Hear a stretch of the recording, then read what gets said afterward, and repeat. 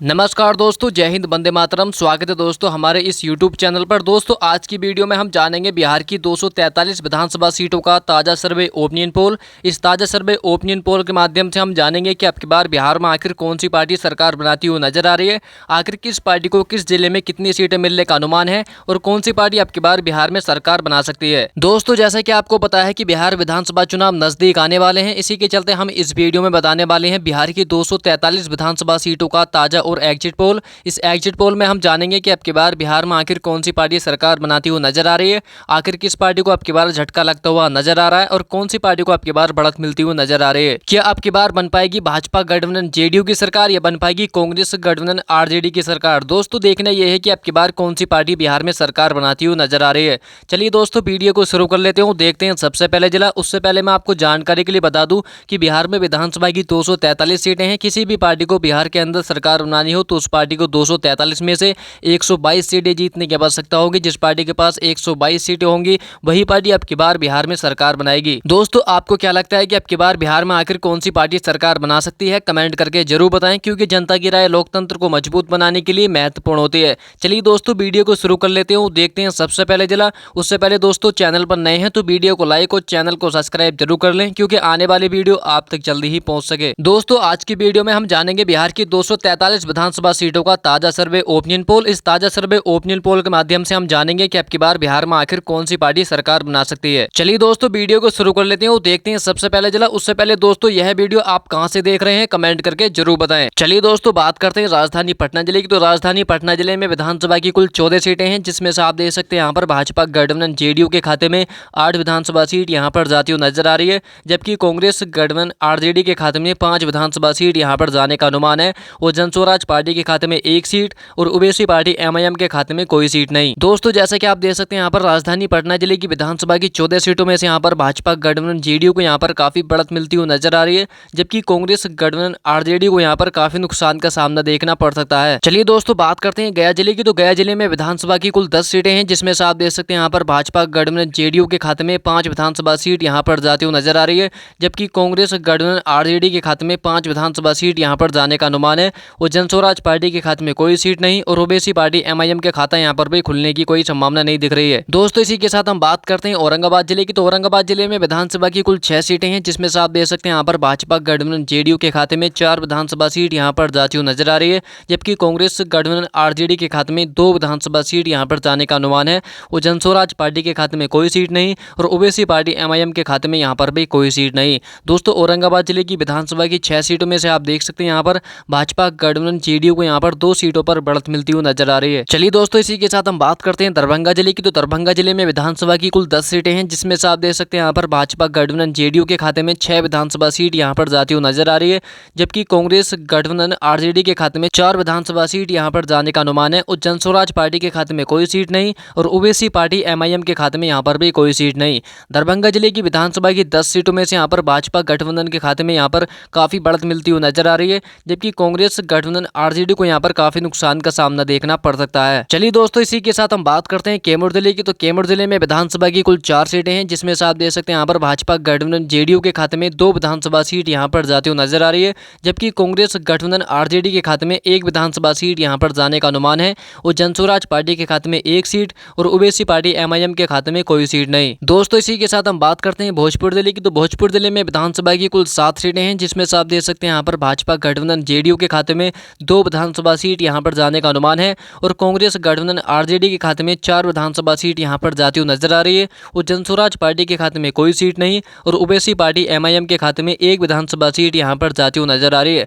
दोस्तों जैसे कि आप देख सकते हैं यहाँ पर भोजपुर जिले की विधानसभा की 7 सीटों में से यहाँ पर कांग्रेस गठबंधन आरजेडी को यहाँ पर 2 सीटों पर बढ़त मिलती हुई नजर आ रही है। दोस्तों इसी के साथ हम बात करते हैं गोपालगंज जिले की। तो गोपालगंज जिले में विधानसभा की कुल 6 सीटें हैं, जिसमें से आप देख सकते हैं यहाँ पर भाजपा गठबंधन जेडीयू के खाते में 3 विधानसभा सीट यहाँ पर जाती हुई नजर आ रही है, जबकि कांग्रेस गठबंधन आरजेडी के खाते में भी 3 विधानसभा सीट यहाँ पर जाने का अनुमान है और जनस्वराज पार्टी के खाते में कोई सीट नहीं और ओवैसी पार्टी एमआईएम के खाते में यहाँ पर भी कोई सीट नहीं। यानी कि हम कह सकते हैं यहाँ पर गोपालगंज जिले की विधानसभा की 6 सीटों में से यहाँ पर दोनों पार्टियों के बीच मुकाबला टक्कर का देखने को मिल सकता है। चलिए दोस्तों बात करते हैं खगड़िया जिले की। तो खगड़िया जिले में विधानसभा की कुल 4 सीटें हैं, जिसमें से आप देख सकते हैं यहाँ पर भाजपा गठबंधन जेडीयू के खाते में 2 विधानसभा सीट यहाँ पर जाती हुई नजर आ रही है, जबकि कांग्रेस गठबंधन गठबंधन आरजेडी के खाते में भी 2 विधानसभा सीट यहां पर जाने का अनुमान है और जनस्वराज पार्टी के खाते में कोई सीट नहीं और ओवैसी पार्टी एमआईएम के खाते में यहां पर भी कोई सीट नहीं। दोस्तों, खगड़िया जिले की विधानसभा की 4 सीटों में से यहां पर भाजपा गठबंधन जेडीयू और कांग्रेस गठबंधन आरजेडी के बीच यानी कि दोनों की पार्टियों के बीच मुकाबला टक्कर का देखने को मिल सकता है। चलिए दोस्तों, बात करते हैं नालंदा जिले की। तो नालंदा जिले में विधानसभा की कुल 7 सीटें हैं, जिसमें से आप देख सकते हैं यहाँ पर भाजपा गठबंधन जेडीयू के खाते में 4 विधानसभा सीट यहाँ पर जाती हुई नजर आ रही है, जबकि कांग्रेस गठबंधन आरजेडी के खाते में 3 विधानसभा सीट यहाँ पर जाने का अनुमान है और जनस्वराज पार्टी के खाते में कोई सीट नहीं और ओवैसी पार्टी एमआईएम के खाते में यहाँ पर भी कोई सीट नहीं। दोस्तों, इसी के साथ हम बात करते हैं मधेपुरा जिले की। तो मधेपुरा जिले में विधानसभा की कुल 4 सीटें हैं, जिसमें से आप देख सकते हैं यहाँ पर भाजपा गठबंधन जेडीयू के खाते में 2 विधानसभा सीट यहाँ पर जाती हुई नजर आ रही है, जबकि कांग्रेस गठबंधन आरजेडी के खाते में 2 विधानसभा सीट यहाँ पर जाने का अनुमान है और जनस्वराज पार्टी के खाते में कोई सीट नहीं और ओवैसी पार्टी एमआईएम के खाते में यहाँ पर भी कोई सीट नहीं। मधेपुरा जिले की विधानसभा की 4 सीटों में से आप देख सकते हैं यहाँ पर दोनों पार्टियों के बीच मुकाबला टक्कर का देखने को मिल सकता है। चलिए दोस्तों, बात करते हैं बेगूसराय जिले की। तो बेगूसराय जिले में विधानसभा की कुल 7 सीटें हैं, जिसमें से आप देख सकते हैं यहाँ पर भाजपा गठबंधन जेडीयू के खाते में 2 विधानसभा सीट यहाँ पर जाती हुई नजर आ रही है, जबकि कांग्रेस गठबंधन आरजेडी के खाते में भी 3 विधानसभा सीट यहाँ पर जाने का अनुमान है और जनस्वराज पार्टी के खाते में 1 विधानसभा सीट यहाँ पर जाती हुई नजर आ रही है और ओवैसी पार्टी एमआईएम के खाते में 1 विधानसभा सीट यहाँ पर जाने का अनुमान है। दोस्तों, जैसे कि आप देख सकते हैं यहाँ पर बेगूसराय जिले की विधानसभा की 7 सीटों में से यहाँ पर भाजपा गठबंधन जेडीयू को यहाँ पर 1 सीट का फायदा मिलता हुआ नजर आ रहा है,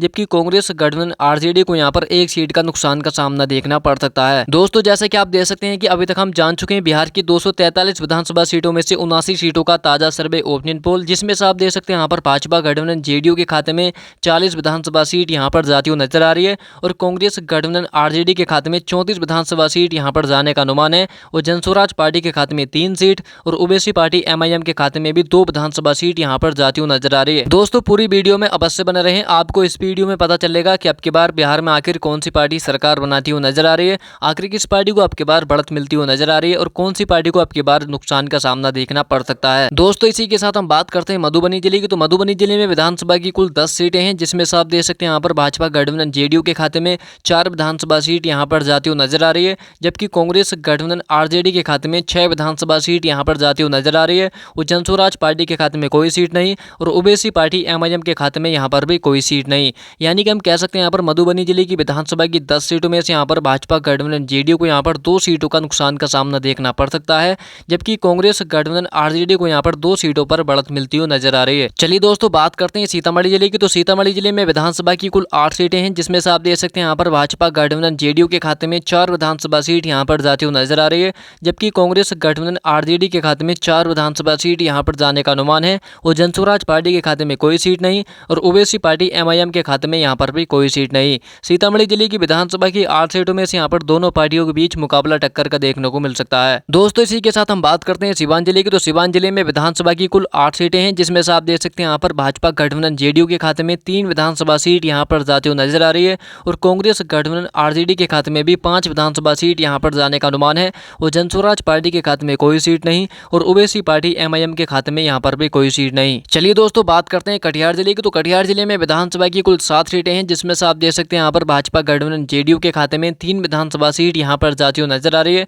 जबकि कांग्रेस गठबंधन आरजेडी के खाते में भी 3 विधानसभा सीट यहाँ पर जाने का अनुमान है और जनस्वराज पार्टी के खाते में कोई सीट नहीं और ओवैसी पार्टी एमआईएम के खाते में 1 विधानसभा सीट यहाँ पर जाती हुई नजर आ रही है। दोस्तों, कटिहार जिले की विधानसभा की 7 सीटों में से यहाँ पर दोनों पार्टियों के बीच कड़ी टक्कर देखने को मिल सकती है। दोस्तों, इसी के साथ हम बात करते हैं सहरसा जिले की। तो सहरसा जिले में विधानसभा की कुल 4 सीटें हैं, जिसमें से आप देख सकते हैं यहाँ पर भाजपा गठबंधन जेडीयू के खाते में 2 विधानसभा सीट यहाँ पर जाती हुई नजर आ रही है, जबकि कांग्रेस गठबंधन आरजेडी के खाते में भी 2 विधानसभा सीट यहाँ पर जाने का अनुमान है और जनस्वराज पार्टी के खाते में कोई सीट नहीं और ओवैसी पार्टी एमआईएम के खाते में यहाँ पर भी कोई सीट नहीं। सहरसा जिले की विधानसभा की 4 सीटों में से यहाँ पर भी दोनों पार्टियों के बीच मुकाबला टक्कर का देखने को मिल सकता है। चलिए दोस्तों, बात करते हैं वैशाली जिले की। तो वैशाली जिले में विधानसभा की कुल 8 सीटें हैं, जिसमें से आप देख सकते हैं यहाँ पर भाजपा गठबंधन जेडीयू के खाते में 3 विधानसभा सीट यहाँ पर जाती हुई नजर आ रही है, जबकि कांग्रेस गठबंधन आरजेडी के खाते में 4 विधानसभा सीट यहाँ पर जाने का अनुमान है और जनस्वराज पार्टी के खाते में कोई सीट नहीं और ओवैसी पार्टी एमआईएम के खाते में 1 विधानसभा सीट यहाँ पर जाती हुई नजर आ रही है। दोस्तों, इसी के साथ हम बात करते हैं जहानाबाद जिले की। तो जहानाबाद जिले में विधानसभा की कुल 3 सीटें हैं, जिसमें से आप देख सकते हैं यहाँ पर भाजपा गठबंधन जेडीयू के खाते में 2 विधानसभा सीट यहाँ पर जाती हुई नजर आ रही है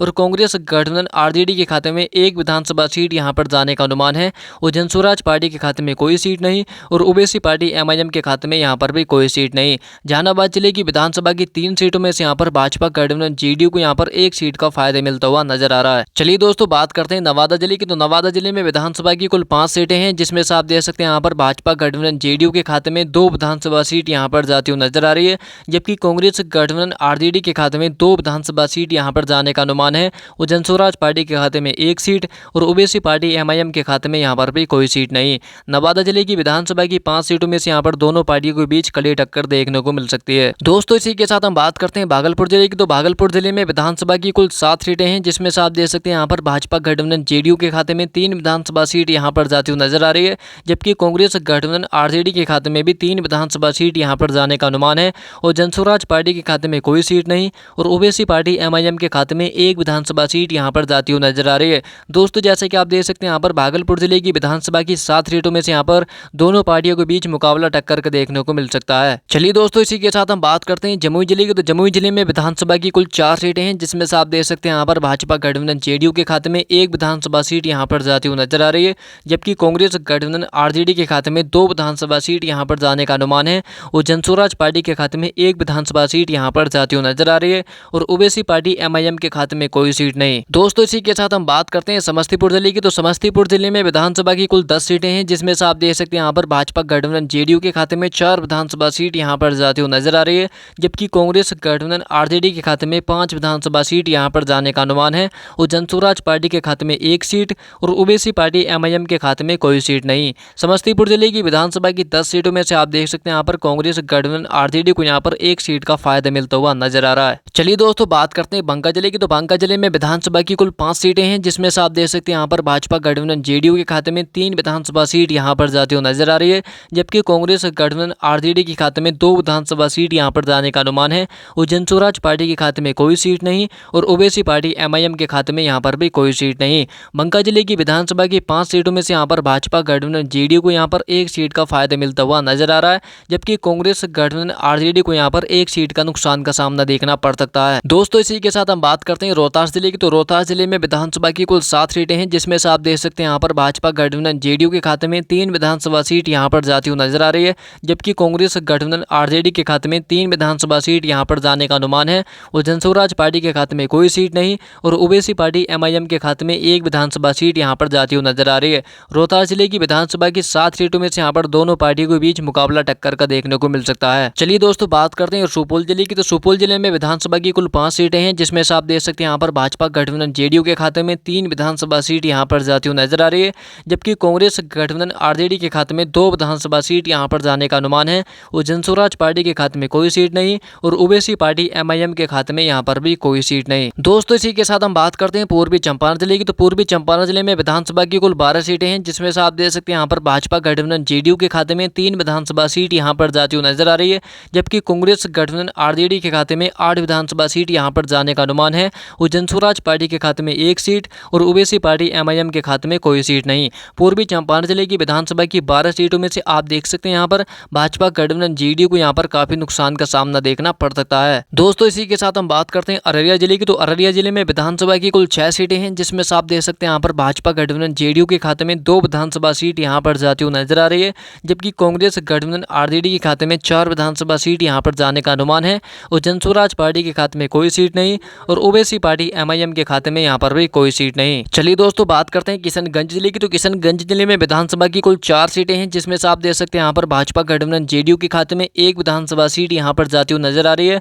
जबकि कांग्रेस गठबंधन आरजेडी के खाते में 2 विधानसभा सीट यहाँ पर जाने का अनुमान है और जनस्वराज पार्टी के खाते में 1 सीट और ओबीसी पार्टी एमआईएम के खाते में कोई सीट नहीं। दोस्तों इसी के साथ हम बात करते हैं अरवल जिले की। तो अरवल जिले में विधानसभा की कुल 2 सीटें हैं, जिसमें से आप देख सकते हैं यहाँ पर भाजपा गठबंधन जेडीयू के खाते में 1 विधानसभा सीट यहाँ पर जाती हुई नजर आ रही है, जबकि कांग्रेस गठबंधन आरजेडी के खाते में 1 विधानसभा सीट यहाँ पर जाने का अनुमान है और जनस्वराज पार्टी के खाते में कोई सीट नहीं और ओबीसी पार्टी एमआईएम के खाते में यहाँ पर भी कोई सीट नहीं। दोस्तों अरवल जिले की विधानसभा की 2 सीटों में से यहाँ पर दोनों पार्टियों के बीच मुकाबला टक्कर का देखने को मिल सकता है। दोस्तों इसी के साथ हम बात करते हैं मुंगेर जिले की। तो मुंगेर जिले में विधानसभा की कुल 3 सीटें हैं, जिसमें से आप देख सकते हैं यहाँ पर भाजपा गठबंधन जेडीयू के खाते में 1 विधानसभा सीट यहाँ पर जाती हुई नजर आ रही है, जबकि कांग्रेस गठबंधन आरजेडी के खाते में 2 विधानसभा सीट यहाँ पर जाने का अनुमान है और जनस्वराज पार्टी के खाते में कोई सीट नहीं और ओबीसी पार्टी एमआईएम के खाते में कोई सीट सीट नहीं। मुंगेर जिले की विधानसभा की 3 सीटों में से यहाँ पर भाजपा गठबंधन जेडीयू को यहाँ पर 1 सीट का नुकसान का सामना देखना पड़ सकता है। चलिए दोस्तों बात करते हैं सारण जिले की। तो सारण जिले में विधानसभा की कुल 10 सीटें हैं, जिसमें से आप देख सकते हैं यहाँ पर भाजपा गठबंधन जेडीयू के खाते में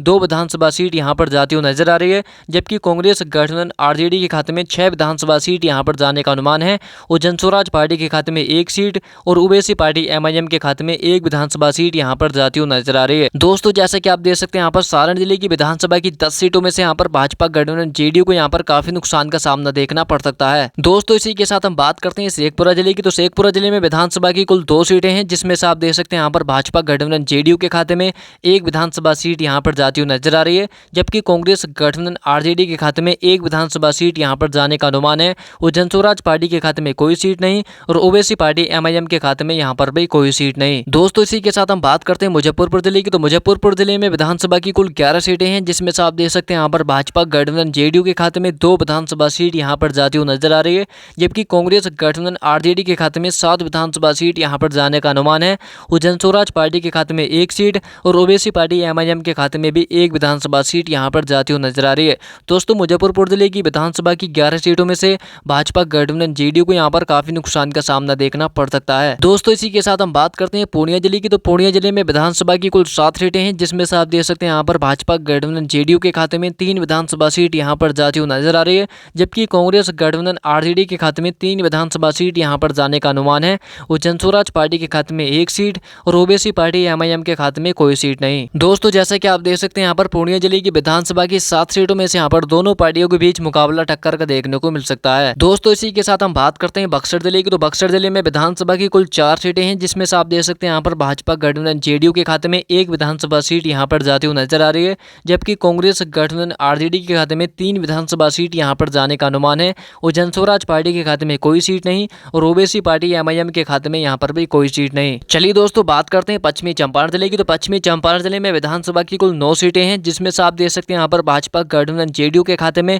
2 विधानसभा सीट यहाँ पर जाती हुई नजर आ रही है, जबकि कांग्रेस गठबंधन आरजेडी के खाते में 6 विधानसभा सीट यहाँ पर जाने का अनुमान है और जनस्वराज पार्टी के खाते में 1 सीट और ओवैसी पार्टी एमआईएम के खाते में कोई सीट नहीं। पश्चिमी चंपारण जिले की विधानसभा की 9 सीटों में से यहाँ पर कांग्रेस गठबंधन आरजेडी को यहाँ पर काफी बढ़त मिलती हुई नजर आ रही है। चलिए दोस्तों बात करते हैं लखीसराय जिले की। तो लखीसराय जिले में विधानसभा की कुल 2 सीटें हैं, वो 2 सीट कांग्रेस गठबंधन आरजेडी के खाते में जाती हुई नजर आ रही है, जबकि भाजपा गठबंधन जेडीयू को यहाँ पर काफी नुकसान का सामना देखना पड़ सकता है और जनस्वराज पार्टी के खाते में कोई सीट नहीं और ओवैसी पार्टी एमआईएम के खाते में कोई सीट नहीं। चलिए दोस्तों इसी के साथ हम बात करते हैं अरवल जिले की। तो अरवल जिले में विधानसभा की कुल 1 सीट है, जिसमें से आप देख सकते हैं यहाँ पर भाजपा गठबंधन जेडीयू के खाते में कोई सीट नहीं और कांग्रेस गठबंधन आरजेडी के खाते में 1 विधानसभा सीट यहाँ पर जाती हुई नजर आ रही है और जनस्वराज पार्टी के खाते में कोई सीट नहीं और ओवैसी पार्टी एमआईएम के खाते में यहाँ पर भी कोई सीट नहीं। यानी कि हम कह सकते हैं यहाँ पर अरवल जिले की विधानसभा की 1 सीटों में से यहाँ पर भाजपा गठबंधन जेडीयू को यहाँ पर काफी नुकसान का सामना देखना पड़ सकता है। दोस्तों जैसा कि आप देख सकते हैं कि हम जान चुके हैं बिहार की 243 विधानसभा सीटों का ताजा सर्वे ओपिनियन पोल, जिसमें से आप देख सकते हैं यहाँ पर भाजपा गठबंधन जेडीयू के खाते में